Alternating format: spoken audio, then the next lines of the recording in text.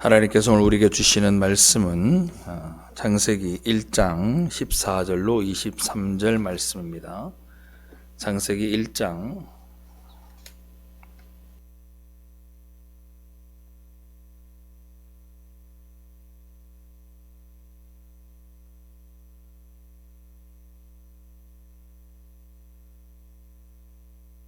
1장 14절부터 23절까지 한 절씩 우리 교독하겠습니다. 하나님이 이르시되 하늘의 궁창에 광명체들이 있어 낮과 밤을 나누게 하시고 그것들로 징조와 계절과 날과 해를 이루게 하라. 또 광명체들이 하늘의 궁창에 있어 땅을 비추라 하시니 그대로 되니라. 하나님이 두 큰 광명체를 만드사 큰 광명체로 낮을 주관하게 하시고 작은 광명체로 밤을 주관하게 하시며 또 별들을 만드시고 하나님이 그것들을 하늘의 궁창에 두어 땅을 비추게 하시며 낮과 밤을 주관하게 하시고 빛과 어둠을 나뉘게 하시니 하나님이 보시기에 좋았더라. 저녁이 이르고 아침이 되니 이는 넷째 날이니라. 하나님이 이르시되 물들은 생물을 번성하게 하라. 땅 위 하늘의 궁창에는 새가 나르라 하시고 하나님의 큰 바다 진정들과 물에서 번성하여 움직이는 모든 생명을 그 종류대로 날개 있는 모든 새를 그 종류대로 창조하시니 하나님이 보시기에 좋았더라. 하나님이 그들에게 복을 주시며 이르시되 생육하고 번성하여 여러 바닷물에 충만하라. 새들도 땅에 번성하라 하시니라. 저녁이 되고 아침이 되니 이는 다섯째 날이니라. 아멘. 할렐루야. 지난주까지 우리는 첫째 날부터 셋째 날까지 하나님이 모든 창조물을 만드시고 그 창조물들이 머물 수 있는 틀을 셋째 날까지 만들었다 여러분들에게 말씀을 드렸습니다. 오늘은 넷째 날로 넘어가서 넷째 날부터 한번 말씀을 살펴보도록 하겠습니다. 하나님은 넷째 날부터 여섯째 날까지 당신이 만들어 놓으신 틀에다가 내용물을 충만하게 채웁니다. 박스를 만들면 그 박스에 물건을 채우듯이 하나님이 첫째 날부터 셋째 날까지 만물이 풍성할 수 있는 틀을 만드셨고 그 틀에다가 넷째 날부터 여섯째 날까지를 이제 채우시는 거예요. 그래서 오늘 본문에 보니까 낮에는 태양을, 밤에는 달과 별을 만드시고 궁창에는 궁창을 나르는 새들을 만드시고 물에는 물속에 사는 생물들을 만드시고 그리고 무태는 많은 육축과 짐승들을 만드는 일들을 하시게 됩니다. 그리고 마지막 여섯째 날 모든 것들을 다스리는 피조물의 왕이라고 할 수 있는 인간을 만들게 되는 거죠. 이렇게 넷째 날, 다섯째, 여섯째 날은 첫째 날과 둘째 날, 셋째 날을 채우는 구조로 되어져 있습니다. 넷째 날에 만들어진 태양과 달과 별에 의해서 비로소 사계절과 낮과 밤이 생겼습니다. 그 해와 달과 별은 지금 우리가 보고 있는 해와 달과 별과 다를 바가 없습니다. 그때의 해와 달과 별은 지금도 있고 앞으로도 있을 겁니다. 우리가 지금 겪고 있는 해와 달과 낮과 밤이 바로 이때 다 창조가 되었다는 것을 우리는 알 수 있는 거죠. 우리가 이 창세기에 창조 기사를 우리가 믿는다면 우리는 태양을 보고 달을 보고 별을 보고 그리고 낮을 보고 밤을 보고 아침을 경험하면서 그 모든 가운데에 하나님의 능력과 하나님의 섭리를 여러분들이 발견할 수 있게 되어져야 합니다. 왜냐하면 여러분들은 하나님을 믿는다 말하는 사람들이고 하나님의 창조를 믿는다 하는 사람이기 때문에 우리 모두가 그게 믿어져야 된다라는 얘기입니다. 믿는다라는 것은 내가 오늘부터 하나님이 천지를 창조한 것을 믿겠다라고 다짐한다고 믿어지는 것이 아닙니다.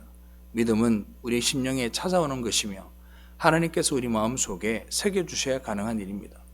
여러분들도 어떤 사람을 믿을 때 내가 오늘 저 사람을 믿어보겠다 라고 하는 것은 믿음이 아닙니다.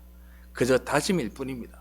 진짜 믿음은요, 그 사람이 믿어지게 되는 거거든요. 하나님을 믿는 것도 마찬가지입니다. 이런 놀라운 사실들을 미리 알고 깨닫는 그런 삶들이 있다면 얼마나 좋을까요? 여러분들은 어떠세요? 매일매일의 삶들을 살아가면서 아침에 일어날 때마다 정말 하나님의 영광을 바라보면서 하나님이 이 세상을 만드셨구나를 여러분들 경험하고 계신지요? 구약성경 시편에 보면 다윗은 이걸 날마다 노래한 사람이었습니다. 시편 19편 1절로 4절 말씀을 보면 하늘이 하나님의 영광을 선포하고 궁창이 그 손으로 하신 일을 나타내는도다. 날은 날에게 말하고 밤은 밤에게 지식을 전하니 언어가 없고 들리는 소리가 없으나 그 소리가 온 땅에 통하고 그 말씀이 세계 끝까지 이르도다. 하나님이 해를 위하여 하늘의 장막을 베푸셨도다. 아멘. 다윗은 이 시편을 통해서 하나님께서 태양과 달을 만드셔서 그리고 별을 만드셔서 낮과 밤을 인간들에게 주신 것은 그 낮과 밤으로 하여금 지식을 전하게 위한 것이라고 말하고 있습니다. 여기서 지식을 전한다는 이 지식, 무슨 지식을 이야기하는 걸까요? 하나님이 이 모든 것들을 만드셨다라는 지식입니다. 하나님이 이 모든 것들을 관장하고 계신다라는 지식입니다. 하나님이 이 모든 것들을 운행하고 계신다라는 지식입니다. 그 지식을 위해서 이 모든 것들을 만들었다고 다윗은 우리에게 고백하고 있습니다. 이 세상은 우연에 의해 움직이는 것이 아니라 이 세상을 주관하고 계시는 하나님에 의해서 움직여지고 있다라는 겁니다. 저는 그런 생각을 해봐요. 요즘 이렇게 저녁에 하늘을 보면 별이 잘 안 보입니다. 그래서 별이 없는 것처럼 보입니다. 그런데 내 눈에 보이지 않는다고 그 별이 없는 게 아니더라고요. 제가 스리랑카 선교를 가서 갈레라는 지방을 갔습니다. 스리랑카라는 나라의 남부 지방에 가면 갈레라는 되게 아름다운 섬이 아름다운 해변이 있습니다. 그 해변에 가서 식사를 하겠다고 밥을 먹겠다고 해변가에서 식사를 주문해 놓고 하늘을 보는데 제가 아주 어렸을 적에 봤던 북두칠성, 은하수, 별똥별 다 보이는 겁니다.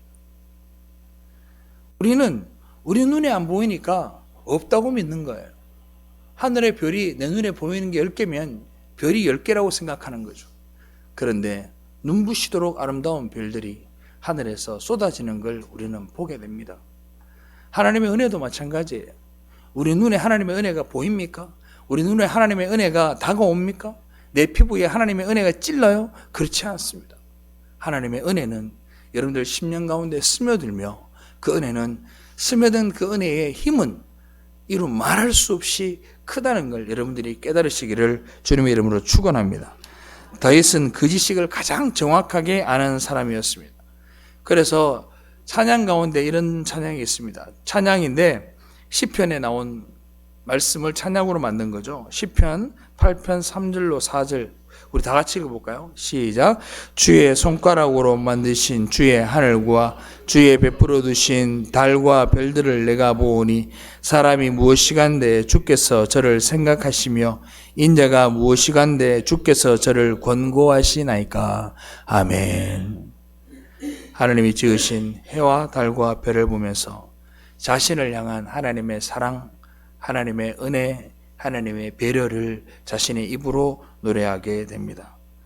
저는 여러분들도 낮의 태양과 밤의 별들과 달을 보면서 그런 노래를 할 수 있기를 주님의 이름으로 축원합니다. 참 찬양이 절로 나와요. 참 어렸을 적 하늘을 바라봤을 때 참 많은 별들이 있었던 것으로 저는 기억합니다. 근데 그것은 지금 보이지 않는 그 별들은 결국은 인간이 만든 공해와 오염 때문에 안 보이는 것이며 인간이 만든 인공적인 빛 때문에 그 별들이 보이지 않는 것일 뿐입니다. 그 별들은 지금도 하나님이 만드신 그때부터 찬란하게 단 한 번도 멈추지 않고 빛나고 있다는 사실을 우리가 인정해야 되는 거예요. 하나님은 여러분들에게도 그 빛이 빛나기를 원하십니다. 하나님의 은혜를 여러분들에게 주시고 그 하나님의 은혜의 빛이 여러분들의 삶을 통해 발산되기를 원하세요. 그런데 우리는 그 빛을 빛내기를 거부합니다. 오히려 인공적인 빛들을 통해 내 삶이 빛나기를 바라고 나의 노력과 나의 공로로 그 빛이 빛나기를 원하지만 반짝거릴 그 빛은 일회용 빛에 불과한 겁니다. 하나님의 은혜의 빛은 영원토록 끄지지 않는 그런 불빛인 줄로 믿으시기를 바랍니다. 저 태양과 달과 별들은 창조 때부터 지금까지 하나님이 명령하신 빛의 역할을 성실하게 수행하고 있습니다. 우리 역시 마찬가지예요. 이 땅에서 주님이 오시는 그날까지, 하나님의 나라에 가는 그날까지 이 땅에서 우리가 해야 될 일은 하나님의 빛을 발산하는 일을 해야 되는 겁니다. 한 사람 한 사람이 다 그 빛을 발산해야 됩니다. 하늘의 별을 한번 보세요. 태양과 같은 큰 별이 있는 반면에, 달과 같은 작은 별이 있는 반면에 그보다 더 작은 별도 있습니다. 그리고 때로는 그 별들이 떨어져 없어지는 별들도 있습니다. 우리의 삶도 마찬가지입니다. 화려하게 빛나는 사람이 있는 반면에 그렇지 않은 사람들도 있습니다. 성도가 각각의 자리에서 은혜를 받았으면 그 자리에서 최선을 다해서 빛을 내면 됩니다. 그 빛이 길게 나든 크게 나든 또 혹은 짧게 나든 관계하지 말고 하나님이 우리에게 허락하신 그 빛을 여러분들이 발산해낼 때 하나님이 그 영광을 받으실 줄로 믿으시기 바랍니다. 또한 우리는 이 넷째 날 하늘의 광명들의 창조를 통해서 하나님께서 이 역사 속에서 일하시는 방법을 우리가 알 수 있습니다. 저는 어렸을 때 이 성경을 보면서 궁금했던 부분이 참 많았었던 사람입니다. 왜 그러냐면 창세기 1장 태초에 하나님이 천지를 창조하시니라 하고 2절에 빛이 있으라 하며 빛이 있었고 그래요. 우리는 빛이라 하면 그냥 태양에서 나오는 빛을 빛이라 생각하는데 빛이 먼저 있었어요. 그리고 넷째 날에 이르러서야 큰 광명체와 작은 광명체를 만든단 말이죠. 이게 뭐지? 태양은 뭐고? 그러면 하나님이 첫째 날에 만드신 그 빛은 뭘까? 엄청난 많은 고민에 빠졌던 겁니다. 큰 광명체와 작은 광명체가 없다고 칩시다. 그러면 이 세상은 계속 어두웠을까요? 저는 그런 질문을 한번 던져봅니다. 저는 그렇지 않다고 생각을 합니다. 하나님은 태양과 많은 별들을 만드신 이유가 그 모든 광명체들을 통해서 여러분들이 하나님의 그 빛들을 경험하기를 주님이 원하셔서 만드셨을 거라고 저는 생각을 합니다. 하나님께서 하나님의 모습을 알게 하시기 위해서 이 땅에 예수 그리스도를 보내신 것처럼 그 모든 광명체 또한 하나님의 빛을 드러내기 위한 하나의 방법일 뿐인 것이지 그 자체가 신적 존재가 되거나 그 자체가 여러분들이 섬겨야 할 우상으로는 자리 잡을 수 없는 겁니다. 그래서 성경을 보면 오늘 말씀에 보면 해와 달과 별이라 말하지 아니하고 큰 광명체와 작은 광명체라고 이야기를 합니다. 이 모세오경을 누가 썼다 그랬죠? 누가 썼죠? 모세가 썼습니다. 창세기는 모세가 쓴 겁니다. 모세는 무엇을 보았을까요? 애굽에 있는 동안 태양신 라라고 하는 태양신을 섬기는 이집트의 문화를 그는 보았습니다. 그들이 만약에 태양이라고 하는 순간 그들이 빠질 함정을 그들이 알고 있었기 때문에 모세는 큰 광명체라고 이야기를 합니다. 하나님의 놀라우신 솜씨에 의해서 너네들이 섬기기를 원하고 많은 사람들이 섬겨왔던 그 태양과 달과 모든 별들이 하나님이 만드신 것이라는 것을 알리기 위해서 모세는 큰 광명체, 작은 광명체라는 단어를 사용하게 된 거죠. 사랑하는 성도 여러분, 태양이 없는데도 밤이 있었고 낮이 있었습니다. 그래서 첫째 날이 되고 둘째 날이 되고 셋째 날이 되었다고 이야기했습니다. 빛이 없어도 세상은 어쩌면 돌아갔을 수도 있습니다.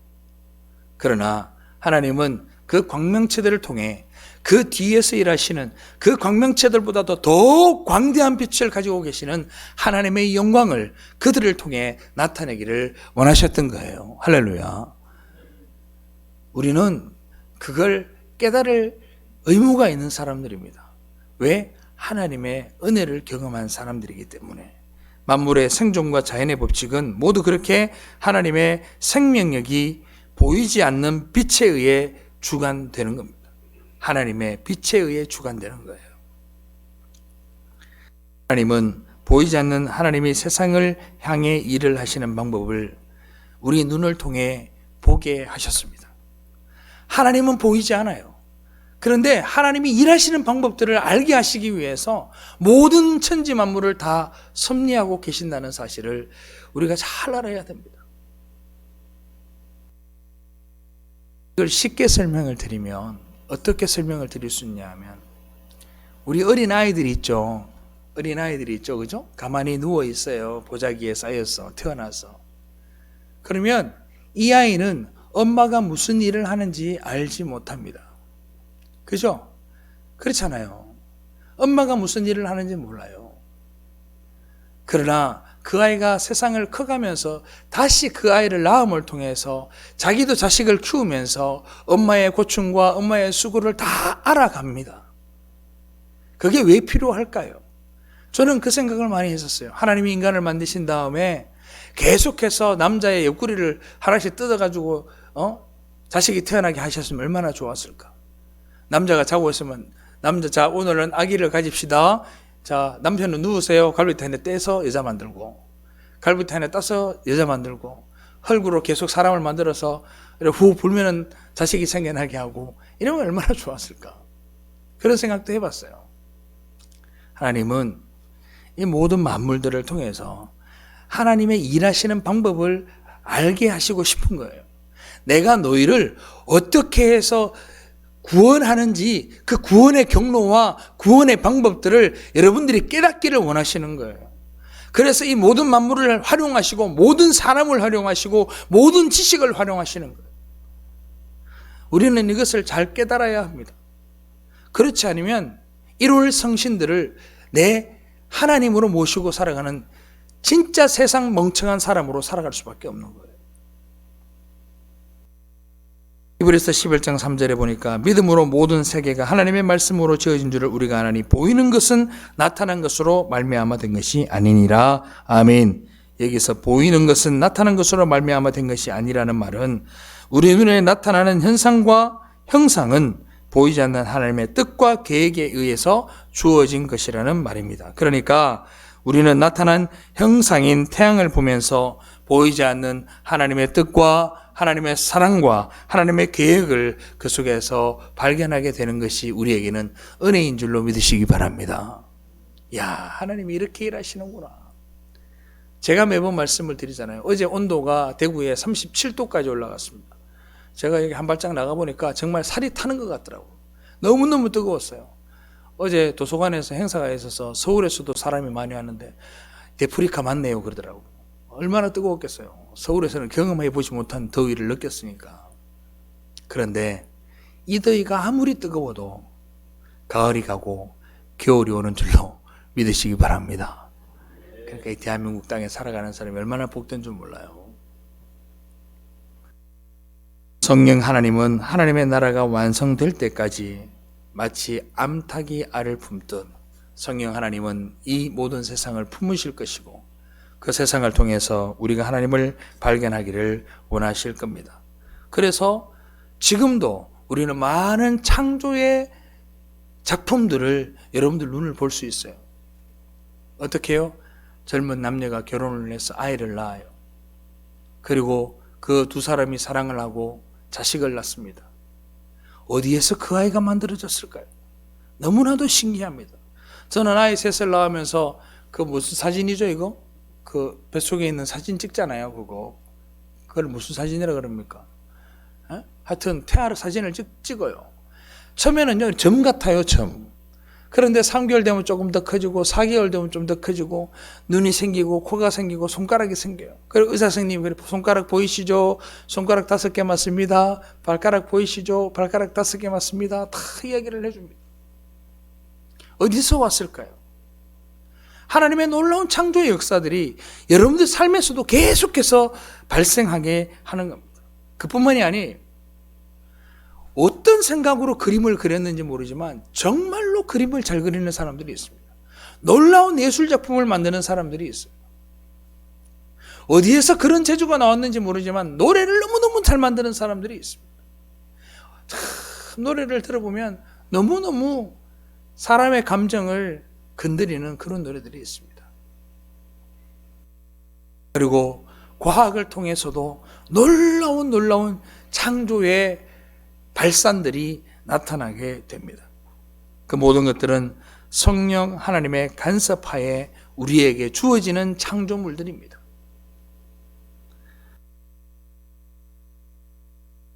오늘 어렸을 적 이야기를 많이 하게 되는데, 제가 어릴 때 성경 공부를 이렇게 하면서 제가 왜 성경을 많이 보게 됐냐면요,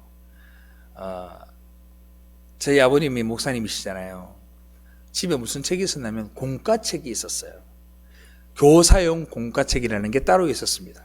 예전에는 학생이 보는 공과책이 따로 있고 교사용 공과책이라는 게 따로 있었어요.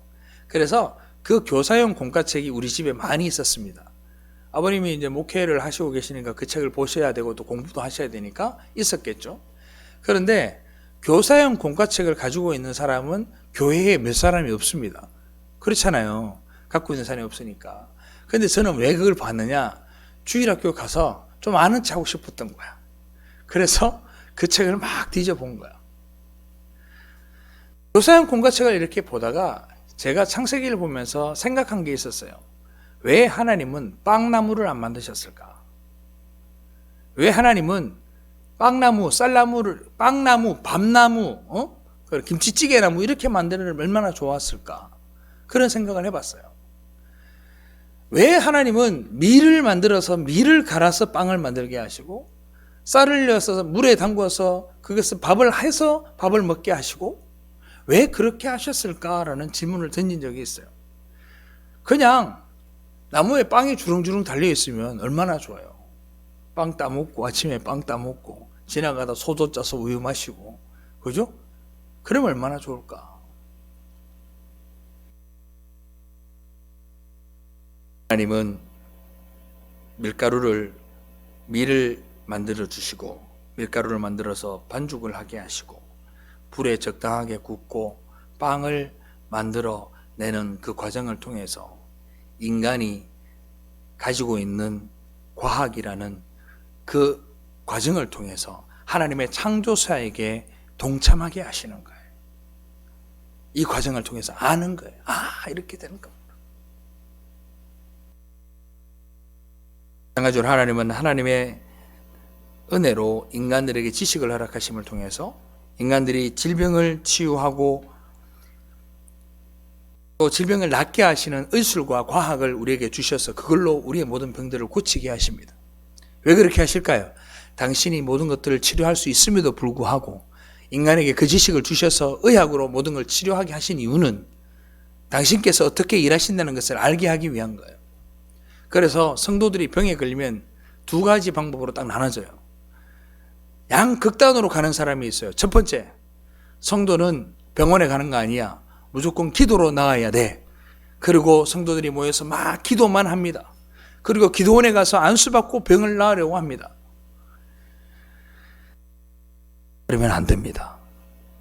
또 반대로 병에 걸리면 하나님은 나발이고 필요 없고 무조건 우리는 병원 가야 되는 거야. 병원의 치료만 모든 걸 집중해야 돼 라고 이야기하는 사람들도 있습니다. 그것도 아닙니다.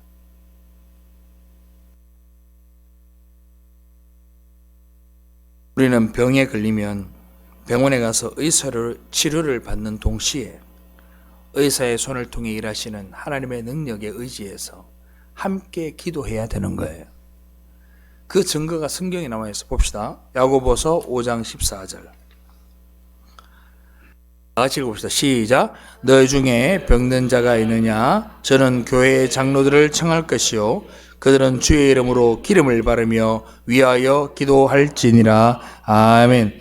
이 구절이 강조하는 것은 병에 걸리면 무조건 목사 불러다가 머리에 손 얹고 기도하라는 내용이 아닙니다. 물론 신자는 병에 걸리게 되면 맨 먼저 하나님께 기도해야 됩니다. 하나님, 이 병을 주신 이유가 무엇이며 이 병을 통해서 내가 깨달을 것이 무엇인지 주님 알게 하여 주옵소서라고 기도하셔야 합니다. 그러나 기도만 해서 모든 병이 나을까라 생각하시면 곤란합니다. 여기에서 말하는 기름을 바르며라는 단어는 알레이프산테스라는 단어입니다. 힐라어로. 기름을 바른다는 얘기가 뭐냐면 치료한다라는 얘기입니다. 의학적 치료를 이야기하는 겁니다. 그러니까 기도와 의학적 치료가 병행되는 거예요. 기도는 이 병을 통해 내가 하나님으로부터 받을 메시지를 이야기하는 것이고, 그리고 기름을 바르는 것은 의학적 행위를 이야기하는 겁니다. 만약에 그렇게 친다면 지나가다가 팔이 이렇게 베었다 칩시다. 손 넘고 기도한다고 이 살이 붙냐고요? 아니에요. 아니에요. 뭘 발라야 돼요? 후시딘 발라야죠. 후시딘. 그렇지 않아요? 후시딘 발라야 되는 거예요. 속도를 좀 더 빠르게 하는 거예요. 사랑하는 성도 여러분, 좀 지혜로워지길 바라요. 여러분들이 정말로 지혜로워져라. 그러니까 사람들이 생각하기에 뭔가 막 이렇게 손해보지 않고 뭔가 내가 모든 걸 다 얻을 수 있고 막 이렇게 생각하는 경우가 많아요. 제가 여러분들에게 지혜로워지라는 말씀은 하나님의 말씀을 좀 성령의 은혜로 말씀 있는 그대로를 받아들이시고 내 판단을 집어넣지 말고 하나님이 우리에게 주시는 메시지를 받으려고 우리가 마음의 준비를 좀 할 필요가 있지 않느냐는 말씀을 드리는 겁니다. 오늘날 얼마나 현대화가 되어 있어요. 그런데도 불구하고 엄청난 이단들 가운데에서 그 이단의 말씀을 믿고 그곳에 가서 그걸 쫓아가는 사람이 얼마나 많은지 모릅니다. 제가 얼마 전 유튜브를 통해서 영상을 하나 봤습니다. 정명석, JMS라는 사람에 대해서 제가 영화도 나와 있잖아요. 나는 생존자입니다라는 다큐멘터리 영화가 있습니다. 제가 그걸 일부 봤어요. 정말 화가 치밀어 끌어올라요. 1980년대 초반에 신촌에다가 교회를 하나 세웁니다. 그리고 정명석이 거기에 예배를 드립니다. 그 대상은 누구냐? 신촌에 있는 서강대학교 이화여대 그리고 연세대학교 학생들을 주축으로 그 사람들을 전문적으로 전도합니다. 그리고 그 아이들에게 세뇌를 시킵니다. 뭐라고 세뇌를 시키느냐? 자기가 메시아라고 세뇌를 시킵니다. 그리고 그 아이들 중에 1m 70이 넘는 여자들이 그 몸을 갖다 바칩니다. 그리고 그 피해를 본 아이들은 자신만 피해봤다는 게 억울해서 또 다른 아이를 끄집어다가 드립니다. 몇 년 안에 그 교회가 3만 명이 넘는 교회가 되고 그 운동권들이 갈 수 없었던 그 아이들이 3만 명이 넘는 아이들이 모여서 매주마다 함께 어울리고 매주마다 축구하고 매주마다 놀이를 하고 함께 즐기는 그 장면들이 그 젊은 아이들에게는 엄청난 스트레스 해소의 방법이 되었던 거예요. 그 교회가 엄청나게 커져서 지금도 아직도 남아 있습니다.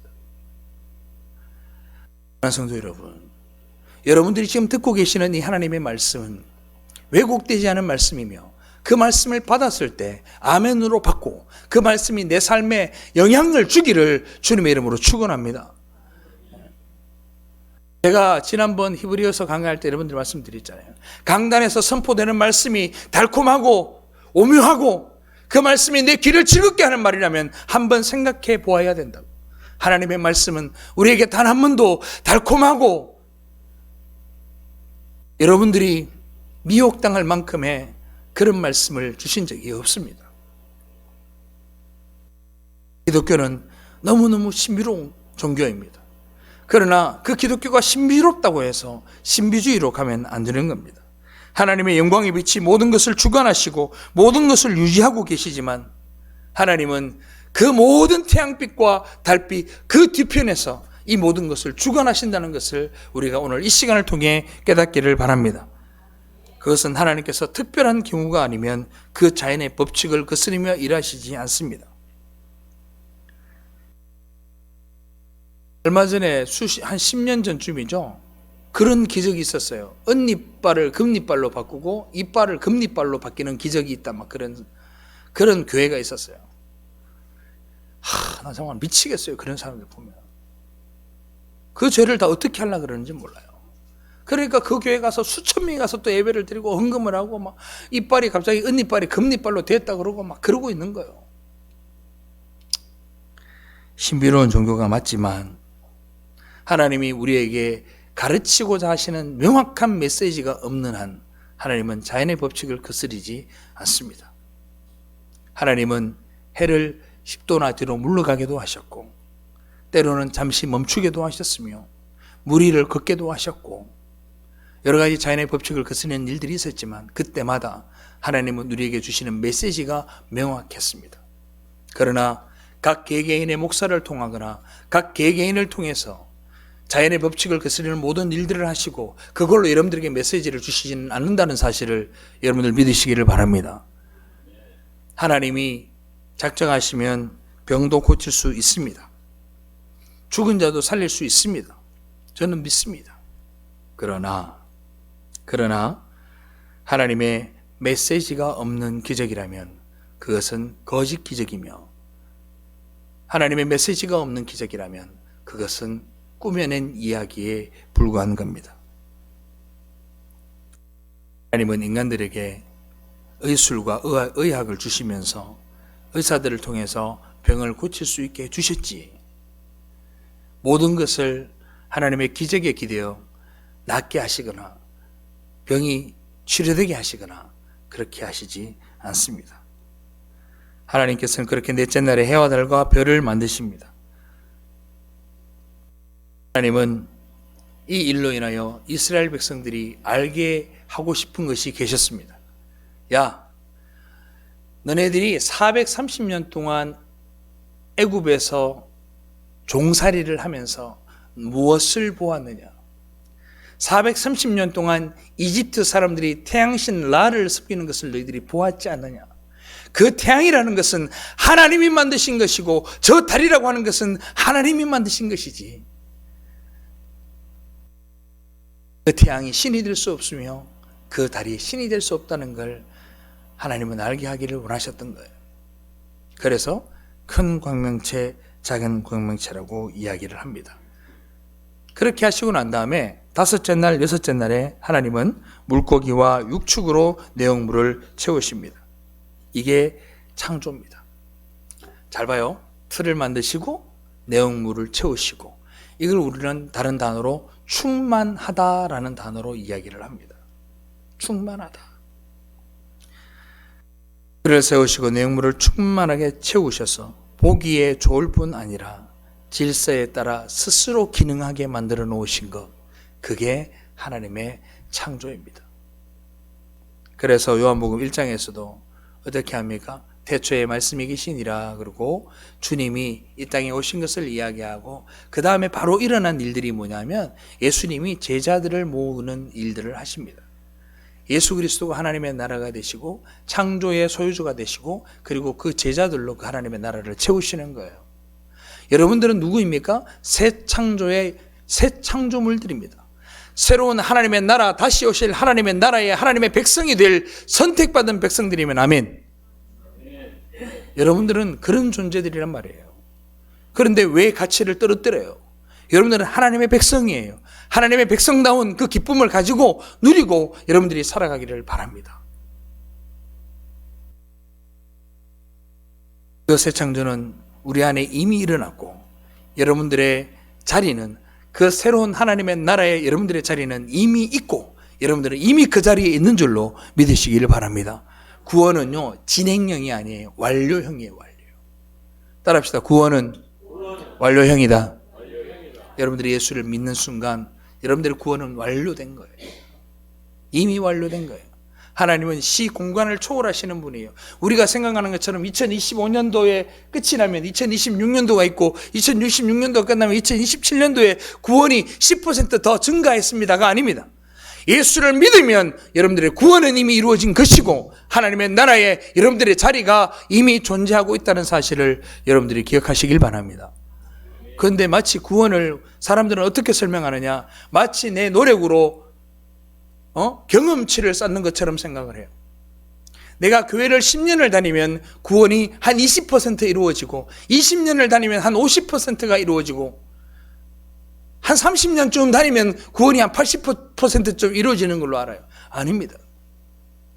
일평생을 범죄자로 살아가고 일평생을 마약 중독자로 살아가더라도 어느 날 주님이 그 심령에 찾아와서 참는 예수 그리스도를 만나고 그 입술로 주를 시인하면 그가 하나님의 나라의 백성이 되고 하나님의 나라에 그의 자리가 있습니다.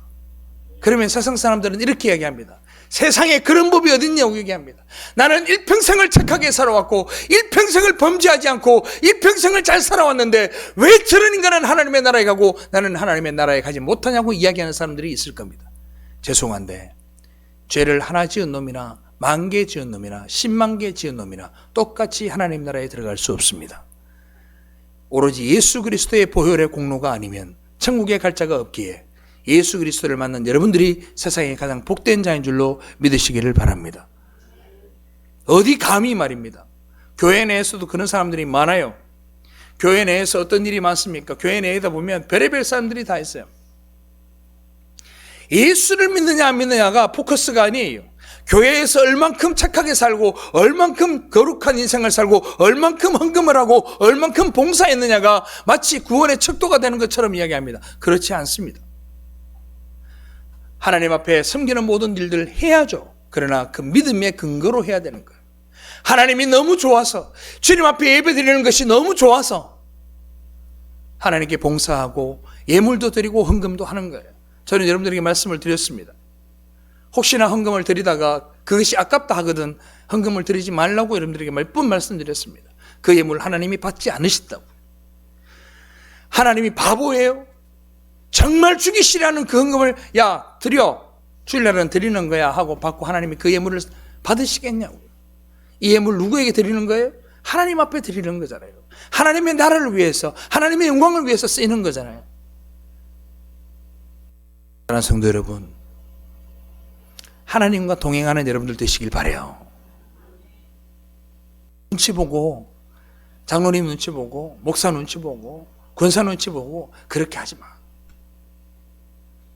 나의 주인 되신 예수 그리스도와 함께 동행하고 그 예수를 사랑할 수 있는 여러분들이 되기를 주님의 이름으로 축원합니다.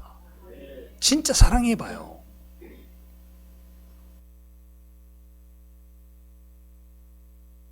생육하고 번성하여 충만하게 채워져야 합니다. 우리의 심령에는 뭘로 채워져야 할까요? 그 창조의 역사로 성령의 충만함이 우리 안에 있어야 합니다. 우리 안에 성령의 충만함이 있으면 하나님을 사랑하게 돼요. 너무너무 좋은 거야. 오늘 제가 찬송가 85장을 찬양을 드렸어요. 1절에 무슨 찬양이 나오냐면 구주를 생각만 해도 이렇게 좋거든 그래요.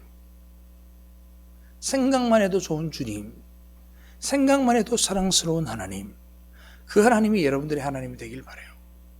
어릴 때부터 교회 다니면서 그냥 많이 들었던 예수 말고 생각만 해도 좋은 하나님을 여러분들이 만났으면 좋겠어요. 그 성령 충만한 삶은 우리가 십자가의 삶을 좇게 만듭니다. 주님이 생각만 해도 좋으면 우리의 삶은 모든 길이 어디를 향하느냐? 십자가로 향하게 되어 있어요. 우리는 그 약속을 믿고 그 하나님 나라의 삶의 원리를 이 세상 속에서 연습하고 살아가는 거예요. 하나님께서 베드로에게 천국의 열쇠를 주시고 뭐라 그랬냐면 이렇게 말합니다. 네가 땅에서 매면 하늘에서도 매이고 네가 땅에서 풀면 하늘에서도 풀릴 것이라고 말씀하셨습니다.